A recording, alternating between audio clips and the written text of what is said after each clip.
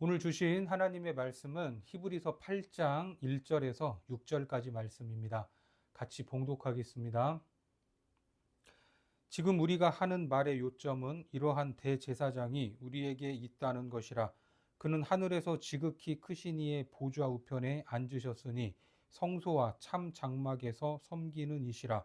이 장막은 주께서 세우신 것이요 사람이 세운 것이 아니니라.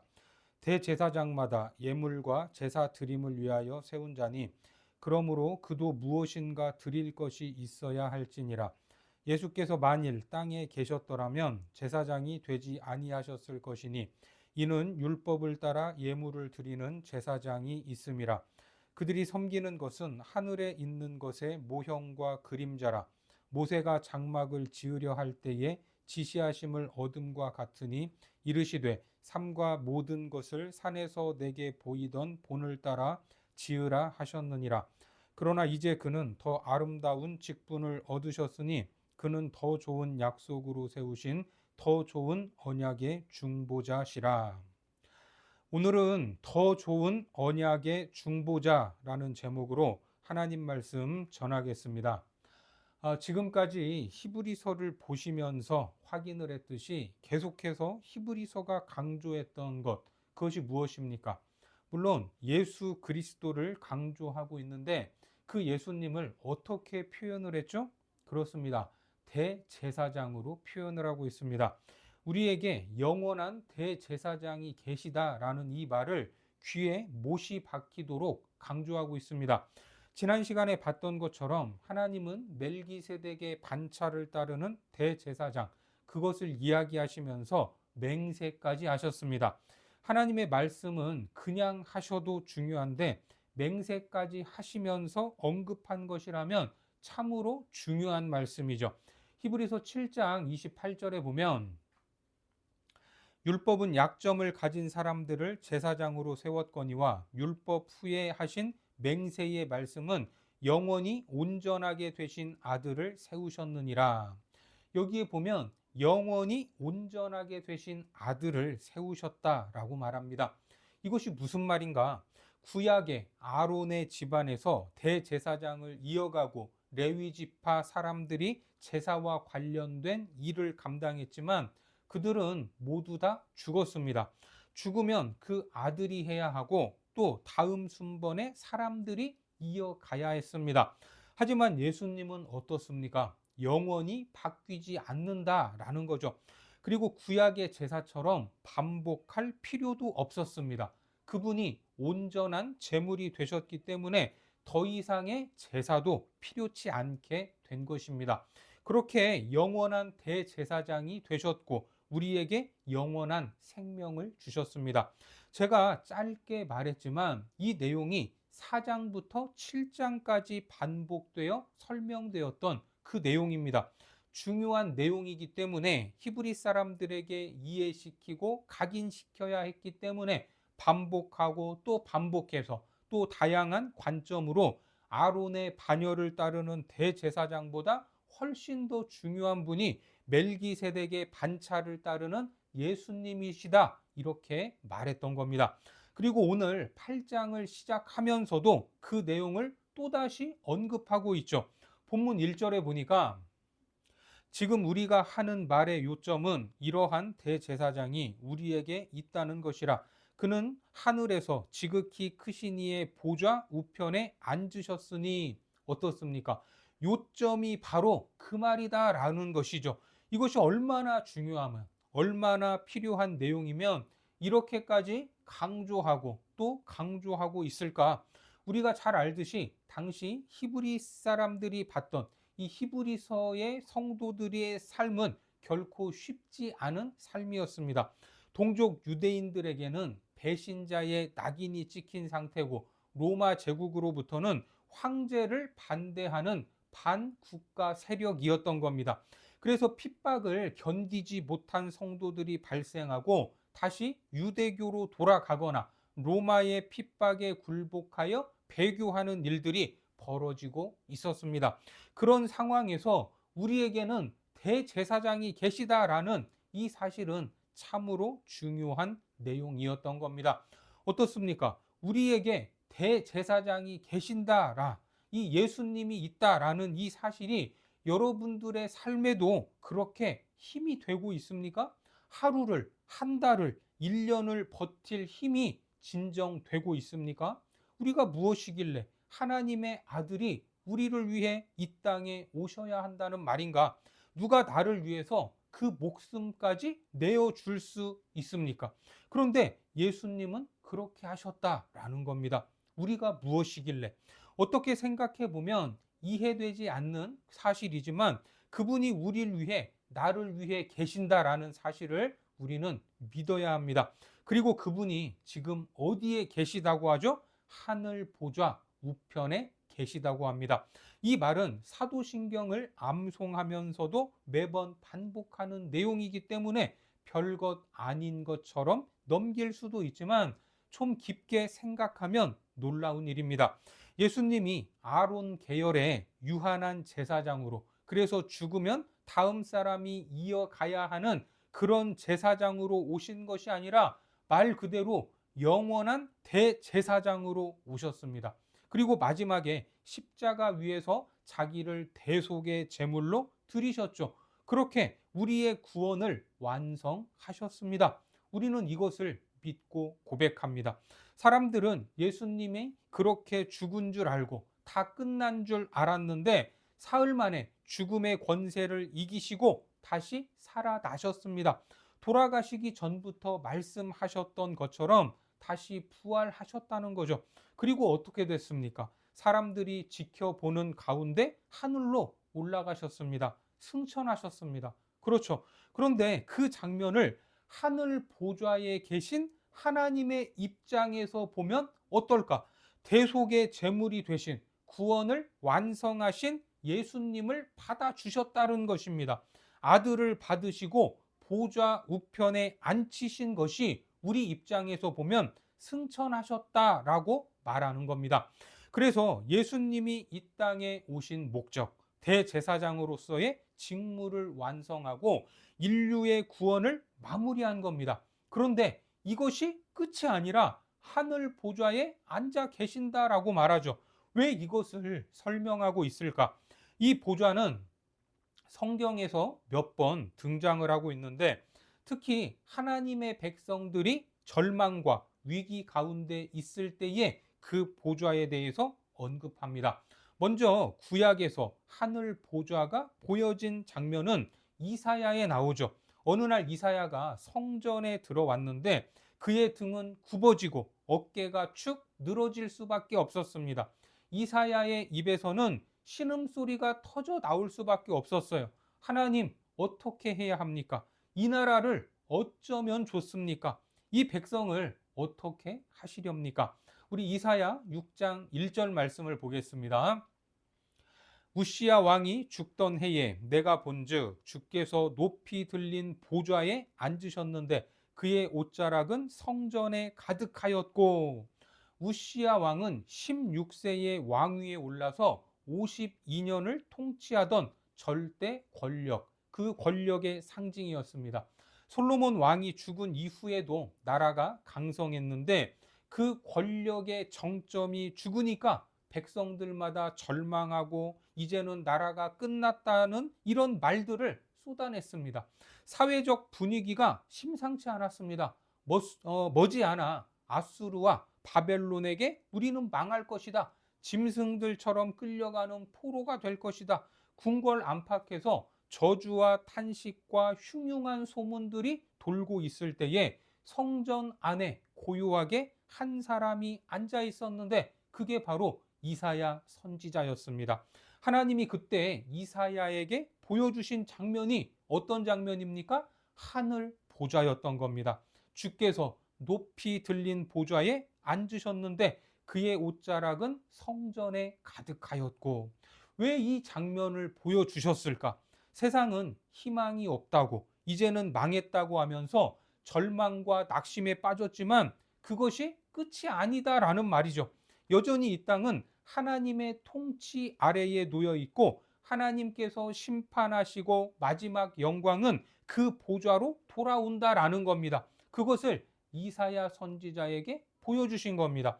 그 환상을 본 이사야가 뭐라고 고백합니까? 이사야 6장 5절에 그때 내가 말하되 화로다 나여 망하게 되었도다. 나는 입술이 부정한 사람이요 나는 입술이 부정한 백성 중에 거주하면서 만군의 여호와이신 왕을 배웠음이로다 하였더라. 내 입술이 부정하다라고 말하는데 입술은 언어의 통로로 나의 생각, 나의 신앙, 가치관들이 표현되는 도구입니다. 그러니까 어디에서부터 그런 절망이 나왔죠? 나의 정신, 신앙, 생각, 가치관, 이 사고가 그러니까 절망이니까 절망적인 언어가 쏟아져 나오는 겁니다. 현실과 상황을 어떻게 생각하느냐, 어떻게 판단하느냐, 어떤 관점으로 바라보고 해석하느냐에 따라서 내 입술에서 긍정의 언어가 나올 수도 있고 부정적인 언어가 나올 수도 있다는 것입니다.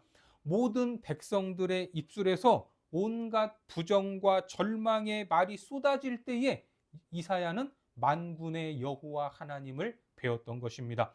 자, 그리고 신약에서도 하늘 보좌를 본 사람이 있죠. 그게 누굽니까? 사도 요한입니다. 사도 요한은 사도들 중에 가장 오래 살았는데 그의 마지막 발자취는 섬에 유배된 것이었습니다. 반모섬에 유배된 인생이 얼마나 무기력합니까? 최근에 왕과 사는 남자에서 나왔던 단종이 청령포라는 시골 오지에서 유배 생활을 하지 않았습니까? 거기에서 아무것도 할 수 없습니다. 바로 그런 절망에 놓여 있던 사도 요한에게 하나님이 계시록을 보여주시는데 그 계시 속 첫 번째 그림이 뭐냐 하면 하늘 보좌의 장면을 보여주셨던 겁니다. 그때 그 보좌라는 개념은 당시 로마 황제가 앉았던 보좌의 개념입니다. 당시 세계관에서 세상의 중심, 최고 권력은 로마였죠. 로마를 움직이는 자리가 바로 황제의 보좌였습니다. 그 보좌에서 세상을 통치하고 경영하고 그 모든 것이 시작되는 심판이 이루어지는 땅의 모든 영광이 모여지는 자리가 황제의 보좌였습니다. 그 시대의 성도들은 물리적으로 핍박과 환란으로 인해 이루 말할 수 없는 고난 가운데 놓여 있습니다. 주님이 빨리 오시면 좋겠는데 도무지 오시지도 않고 그래서 신앙적으로 지쳐가고 흔들리고 있었습니다. 저항할 힘도 없었고 어떠한 희망도 가질 수 없었던 무기력하고 앞이 보이지 않던 시대였습니다. 반모섬에 유배된 사도 요한은 그런 성도들의 처지를 대변하는 하나의 상징이었던 겁니다. 하나님의 백성으로 사는 것이 세상 속에서 얼마나 고단한가, 무기력한가를 보여주고 있었던 겁니다. 바로 그때 하나님이 하늘 보좌를 보여주신 겁니다. 왜요? 이것이 끝이 아니다라는 것이죠. 로마가 세상의 중심이 아니라는 말입니다. 진정한 통치, 진정한 심판, 진정한 영광은 하늘 보좌로부터 시작되고 거기서 마무리된다는 것을 보여주고 있는 겁니다. 그러니까 어깨를 펴라, 소망을 가지라는 것입니다. 세상이 이상하게 미쳐서 돌아가는 것처럼 보여도 하나님의 보좌로부터 섭리와 심판이 이루어지고 시작과 끝이 있다. 모든 영광은 그 보좌로 돌려질 것이라는 그런 말입니다. 그것을 하나님이 보여주셨던 겁니다. 결국 오늘 히브리서에서도 왜 하늘 보좌에 대해서 이야기를 하는가? 이 서신을 받는 성도들의 삶이 녹록지 않기 때문입니다. 견딜 수 없는 외적인 핍박과 고난이 그들 앞에 있었던 겁니다. 한숨이 터져 나오고 이것이 맞나? 주님은 왜 안 오시나? 그렇게 어깨가 늘어지고 희망이 보이지 않는 그들에게 무엇을 보여주세요? 하늘 보좌를 보여주십니다. 지금도 통치하시고 섭리하시고 경영하시는 우리의 영원한 대제사장 예수 그리스도가 바로 우리를 위해 존재하고 계신다는 겁니다. 예수님의 사역이 지상에서는 끝났지만 이제 하늘 보좌에서 계속해서 이어지고 있다는 것입니다. 그런데 우리 삶에서 보면 그것이 그렇게 느껴지지 않습니다. 피부에 와닿지 않습니다. 승리하는 것 같지도 않고 우리가 거룩해지는 것 같지도 않습니다. 앞서 히브리서는 구약의 이스라엘 백성들이 실패했던 것을 인용했던 적이 있죠. 그들은 애굽에서 나왔지만 가나안 땅에 들어가는 것은 실패했습니다. 사실 애굽에서 나올 때 하나님이 10가지 재앙을 내리셔서 애굽의 바로왕을 굴복시키셨습니다. 광야 생활에서도 반석에서 물을 내시고 아침마다 만나를 주시고 구름 기둥과 불 기둥으로 보호하셨습니다. 하지만 가나안 땅에 들어가는 일은 달랐습니다. 그 백성들의 자발적인 결단, 자발적인 순종을 요구하셨던 겁니다. 그들은 그렇게 가나안 땅 앞까지 가기는 갔는데 결국 어떻게 됐습니까? 포기했습니다. 그 땅을 정탐하고 오더니 좌절과 절망 가운데 빠져버렸죠. 그곳에 사는 사람들은 몸집이 크고 장대하다. 우리는 그에 비하면 메뚜기다. 우리가 어떻게 이기냐? 불가능하다. 그냥 광야에서 죽는 게 낫다. 왜 우리를 애굽에서 굳이 끌고 나왔냐? 하면서 하나님을 원망했습니다. 결국 어떻게 됐습니까? 그들이 말한 것처럼 광야에서 다 죽었습니다. 히브리서 10장 12절 이하의 말씀을 보면 오직 그리스도는 죄를 위하여 한 영원한 제사를 드리시고 하나님 우편에 앉으사 그 후에 자기 원수들을 자기 발등상이 되게 하실 때까지 기다리시나니 그가 거룩하게 된 자들을 한 번의 제사로 영원히 온전하게 하셨느니라.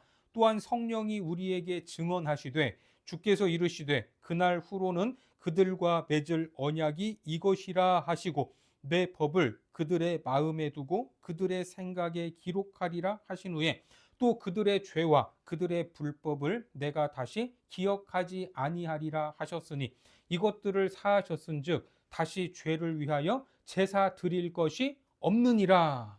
여기에 보면 우리의 죄는 계속 되고 있습니다. 그렇죠. 그런데 어떻게 죄가 이제 죄를 사하는 일이 끝났다 이렇게 말씀을 할 수가 있는가? 다시 죄를 위하여 제사 드릴 것이 없느니라. 자, 이게 무슨 말인가? 성경이 말하는 죄는 하나님과의 관계입니다. 하나님과의 관계는 이미 십자가 사건을 통해서 확정된 것입니다. 우리가 하나님의 자녀가 된 것은 변합니까? 변하지 않습니까? 변하지 않습니다. 다만 이제 남은 것은 무엇인가? 지금도 예수님께서 제사장의 역할을 계속 하셔야 되는 이유는 바로 십자가로 구원한 자기 백성들, 그 자녀들을 하늘 보좌로 영광의 자리로 인도하셔야 하기 때문입니다. 이 영광의 핵심이 뭐냐? 자유입니다. 자유. 우리가 결정하고 스스로의 행동에 책임을 져야 할 부분이 있다는 것입니다. 우리도 자녀를 낳으면 어떻게든 잘 먹이고 싶고 잘 입히고 싶고 공부도 잘 시키기를 원합니다. 그래서 때가 되면 학교를 보내죠. 그리고 부모로서 해줄 수 있는 것은 학비도 대주고 밥값도 대주고 교통카드도 충전해주고 품위를 유지할 수 있는 용돈도 주는 것입니다. 그러면 자녀는 열심히 공부하고 스스로 실력을 키워가야 합니다. 아무리 좋은 학원을 보내도 훌륭한 선생님을 붙여줘도 학생이, 자녀가 스스로 해야 할 부분이 있습니까? 없습니까? 있습니다. 그건 누구도 대신해 줄 수 없는 것입니다. 그걸 하지 않으면 부모는 잔소리를 하고 꾸중도 하죠. 너 숙제했냐? 게임 좀 그만해라. 일찍 자라. 하지만 결국 자녀가 해야 할 일은 그대로 남아 있는 것입니다. 이것이 우리들의 인생입니다. 우리가 그렇게 자라왔고 우리의 자녀도 그렇게 키우고 있습니다. 마찬가지로 신앙생활에도 그러한 과정이 있음을 기억하시기 바랍니다. 빌립보서 2장 9절부터 11절까지 말씀을 보면 이러므로 하나님이 그를 지극히 높여 모든 이름 위에 뛰어난 이름을 주사 하늘에 있는 자들과 땅에 있는 자들과 땅 아래에 있는 자들로 모든 무릎을 예수의 이름에 꿇게 하시고 모든 입으로 예수 그리스도를 주라 시인하여 하나님 아버지께 영광을 돌리게 하셨느니라. 예수 그리스도를 지극히 높이시고 가장 영광된 존재로 만드셨는데 그 사건이 바로 십자가의 사건이죠. 그렇게 십자가를 통해 저와 여러분들을 구원하시고 하나님의 자녀로 삼아 주셨습니다. 그리고 이제 무엇을 요구하시는가? 빌립보서 2장 12절에 보니까 그러므로 나의 사랑하는 자들아 너희가 나 있을 때뿐 아니라 더욱 지금 나 없을 때에도 항상 복종하여 두렵고 떨림으로 너희 구원을 이루라. 여러분, 우리는 이미 십자가로 구원을 받았는데 그 구원은 완벽한 구원인데 또 어떤 구원이 남아 있다는 말입니까?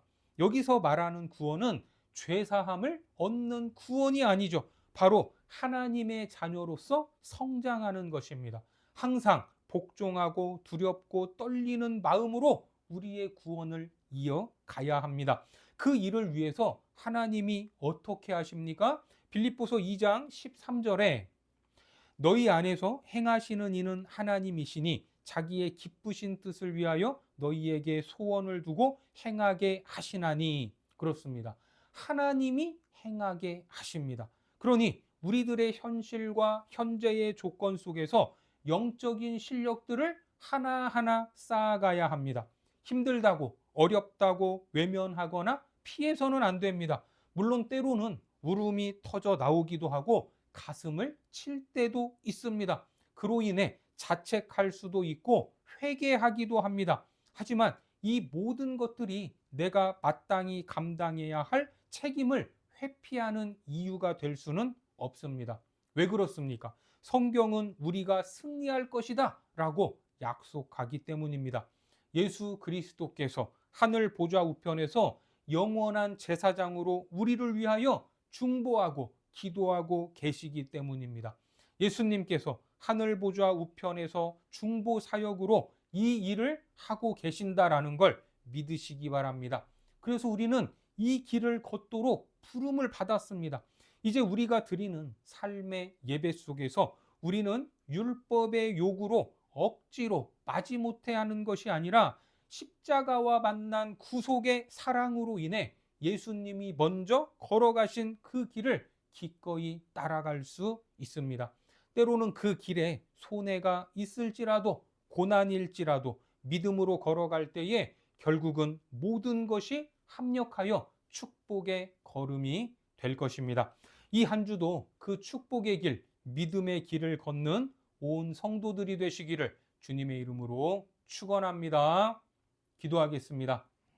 하나님, 오늘 말씀을 통해 주님께서 지금도 우리를 위해 중보하고 계심을 깨닫게 하시니 감사합니다. 세상이 흔들리고 앞이 보이지 않을 때에도 하늘 보좌를 바라보기 원합니다. 눈앞의 현실에 압도되어 주님의 약속을 잊을지라도 다시 일으켜 주시고 십자가의 사랑에 감격하여 기꺼이 믿음의 길을 걷는 우리 모두가 되게 하여 주옵소서. 그리하여 이 한 주도 하늘 보좌에서 중보하시는 주님만을 의지하며 담대히 살아가게 하여 주옵소서. 예수님의 이름으로 기도드립니다. 아멘.